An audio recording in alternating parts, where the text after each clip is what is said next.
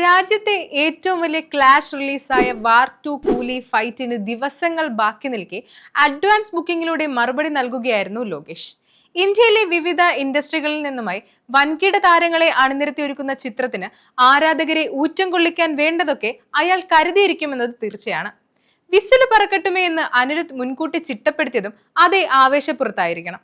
നെഞ്ചിൽ മുടങ്ങാതെ മിടിപ്പും കൈകാലുകളിലെ നെരുപ്പും നിറച്ച് പ്രേക്ഷകർ സീറ്റിൽ ഇരിപ്പുറപ്പിക്കാൻ തയ്യാറാകാനാകാതെയാണ് എത്തുന്നതെന്ന് ലോകേഷിനും അനിരുദ്ധിനും സൂപ്പർ സ്റ്റാറിനും മാത്രമല്ല ഇന്നാട്ടിലെ ഓരോ മയിൽക്കുറ്റിക്കും അറിയാം. ആ ഹിറ്റ് മെഷീനിൽ നിന്ന് തീപാറും പ്രകടനം ഉണ്ടാകുമെന്ന് എല്ലാ സിനിമാ പ്രേമികൾക്കും തീർച്ചയാണ്. ഗംഭീര പാക്കേജുമായി വന്ന ലിയോ കേരളത്തിൽ തീർത്ത 12 കോടിയുടെ നേട്ടം പാഴ്ക്കഥയാക്കാനാണ് കൂലി തയ്യാറെടുക്കുന്നത്. എ ഹൈ വോൾട്ട് കൂലി പവർ ഹൗസ്. ഓരോ ഫ്രെയിമിലും എനർജി പമ്പിംഗ് മൊമെന്റ്സുകൾ നിറച്ചു വെച്ചപ്പോഴും കഥ എങ്ങും പിടികൊടുക്കാതെ ലോകിയൊരുക്കിയ അണ്ടർടോൺ ട്രെയിലറും അനിരുദ്ധ് രവിചന്ദ്രൻ എന്ന മാസ് പടങ്ങളുടെ മജീഷ്യന്റെ പാട്ടുകളും പ്രേക്ഷകരെ കൂലിയുടെ വരവറിയിച്ചതും രാജകീയമായി തന്നെ.